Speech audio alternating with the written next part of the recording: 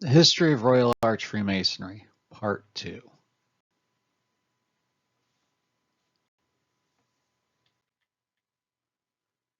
History of Royal Arch Freemasonry in the United States.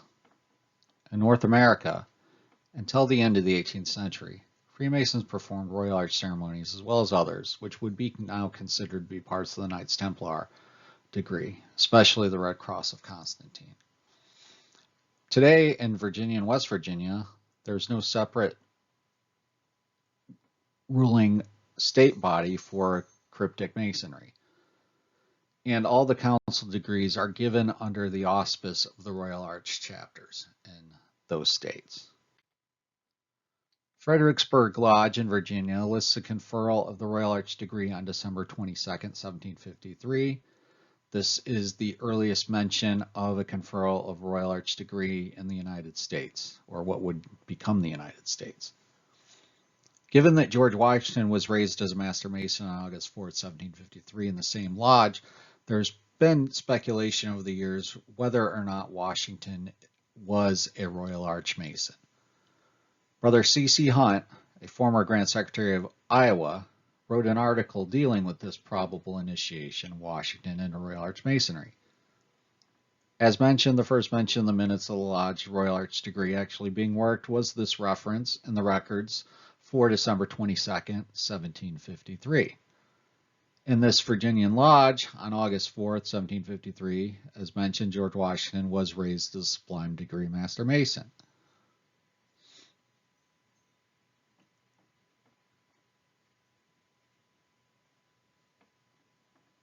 The Royal Arch degree being worked 4 months and 18 days previously. When he was initiated, Washington was 20 years old. He was 6 feet 3 inches tall. He was a major and adjutant general for the colony of Virginia. By the time he had taken his Master Mason's degree, he had been appointed a colonel. He was commander of the Northern Military District of Virginia at the outbreak of the French and Indian War in May 1754. Brother Cyrus Field Willard points out that an examination of this record would indicate that this young man must have gone on and taken his Royal Arch degree as others did who were initiated in the lodge with him and later appeared as officers of the Royal Arch.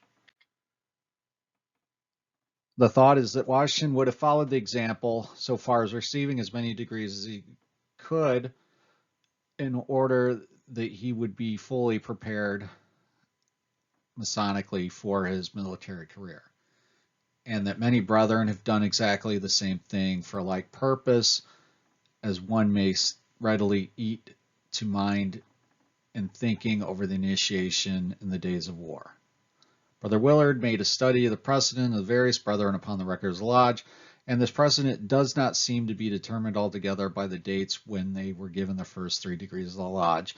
And he says that it's hard to determine what occasioned this precedent if it were not membership in the Royal Arch.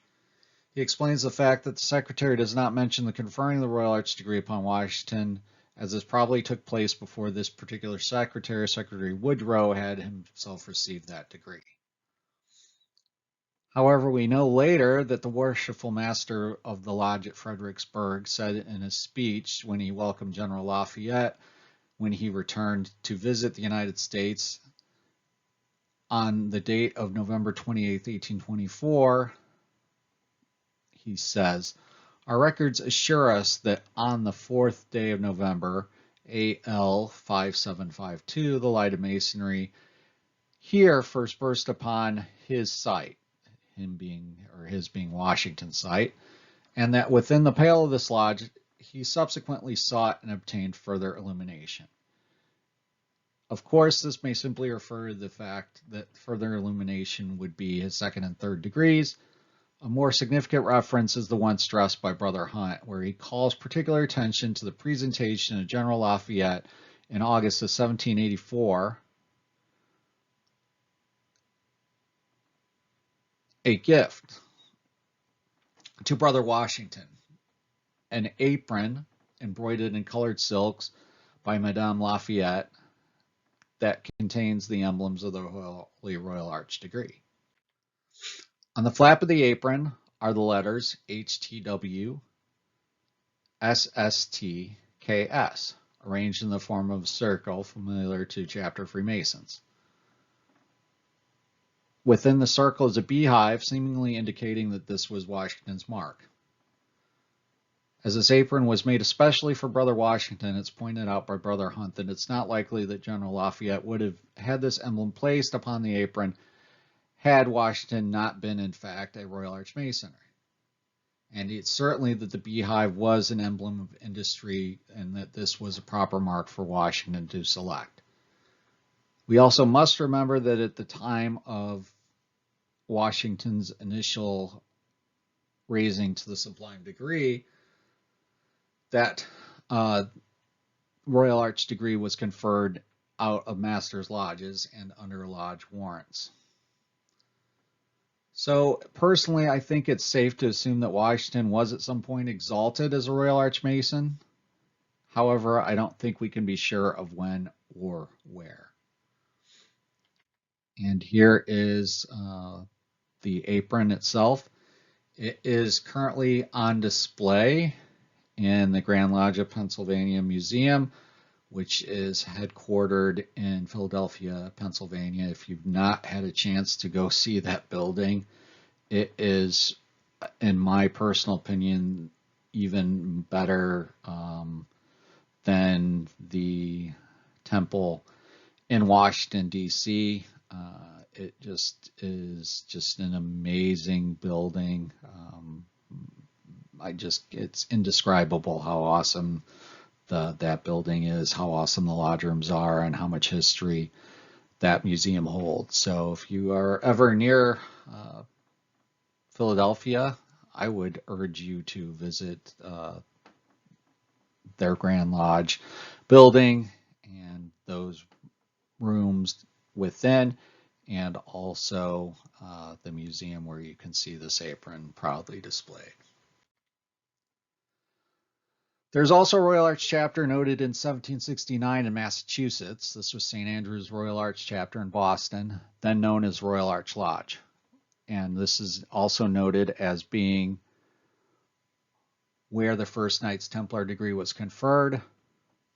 Through a report compiled by the Committee on History and Research, which was appointed by the Grand Lodge chapter, the Grand Chapter of Massachusetts in 1753 and 1754, it was found that St. Andrew's Royal Arch chapter was the oldest chapter in the Western Hemisphere by date of constitution, having officially been constituted on April 9th, 1769, though the records implied that the chapter had been working prior to that date and perhaps as early as 1762. This report also states that it's unknown whether Fredericksburg Lodge in Virginia conferred only a Royal Arch degree or the entire series of degrees that we currently know of in a Royal Arch chapter.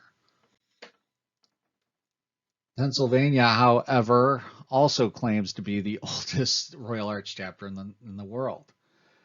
It claims that Royal Arch chapter number 3, which is formerly Jerusalem Royal Arch chapter number 3, and before that Royal Arch Lodge number 3, has complete minutes going back to as far as December 3rd, 1767. The minutes from this date mention approving minutes from previous meetings, so the thought is that it also had been working Royal Arch degree earlier than when it was officially constituted. This chapter began meeting under the authority of the ancient Grand Lodge of England, and it's currently believed that the chapter was constituted around 1758, but this date is not proven. It currently works under a renewed warrant from the Grand Lodge of England, the ancient Grand Lodge of England, from 1780. Consequently, the Grand Chapter of Pennsylvania claims to be the first Royal Arch Grand Chapter in North America, and that it was formed in November 23rd, 1795 by the Grand Lodge of Pennsylvania. After independence of the American colonies in 1776, Freemasonry in the United States was little influenced or impacted between the rivalry between the ancients and the moderns in England. In 1797, a group of Royal Arch Masons met in Hartford, Connecticut, to try to establish some sort of governing body for degrees that were largely conferred in the New England states, which became the Grand Chapter of the Northern States, and later was broken down into the state-by-state Grand Chapter system. This body later became the Grand General Grand Chapter, Royal Arch Masons International. On the 10th of November 2004, the Grand Chapter of the Holy Royal Arch in England declared the Royal Arch to be a separate degree in its own right, albeit the natural progression from the third degree, and the completion of, quote, pure ancient masonry, unquote, which consists of the 3 craft degrees and the Royal Arch. Following this decision by the Grand Chapter in 2004, there are currently significant ritual differences between the Royal Arch degrees as worked in England, and Royal Arch Masonry is worked as part of the York Rite system here in the United States. However, fraternal interrelations remain as before. Aside from the possibility of Washington being a Royal Arch Mason, we do know that the below presidents were exalted as Royal Arch Masons. Andrew Jackson served as a Deputy General Grand High Priest in the Grand Chapter of Tennessee at its institution on April 3, 1826. However, no records exist of his affiliation with any individual Royal Arch chapter. James K. Polk was exalted in Lafayette, Chapter Number 4 at Columbia, Tennessee in 1825. James Q. Buchanan was exalted in Royal Arch Chapter Number 43 in Pennsylvania in 1826. Andrew Johnson was probably a member of Greenville Chapter Number 82 in Greenville, Tennessee. James A. Garfield was exalted in Columbus Royal Arch Chapter in 1866 in Columbus, Ohio. Warren G. Harding was exalted in Marion Chapter Number 62 in 1921 in Marion, Ohio. And Harry Truman was exalted in Orient Chapter Number 102, Kansas City, Missouri on November 15, 1919.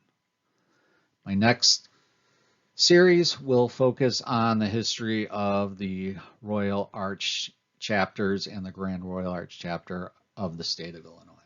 Thank you for listening.